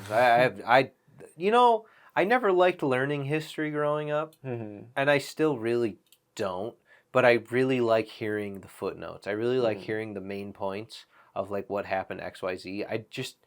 I think the way that like history was presented growing up was like, memorize the locations and events of this so that way you can pass a test, and I just didn't want to do that. It was just insufferable. Yeah, whereas like whenever I hear someone talk about some like awesome thing that happened in some history thing and it's like a cool little story, I'm like, wow, that's interesting and fun. Yeah, I might be interested enough to look at that. Yeah, exactly. And then like you sit down and you start reading a book and it's like you're in history class again. You're like, never mind.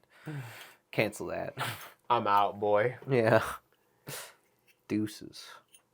But yeah, dude, we need to get you like you're already getting another hard drive. You need another hard drive just for recordings. Yeah, maybe that's where you can invest your money into the next I'm ready. hard drive for the Roving Slant. I'll go to Micro Center right now. Yeah. And I'll get a nice M.2. I think I have, actually, I don't know if I have a third space slot. For one more. I think I do have 3 slots. I'll have to check. Okay. I filled mine up and I don't even store anything other than games. We'll just we'll make a dedicated Roving Slant M.2 drive. There we go. And do it all from there. Ooh, we could do a quick remove one, and that way you can move around. I don't think that would be very important for now, but maybe in the future it would be. Good idea. External hard drive, just get like a 4 terabyte. Yeah.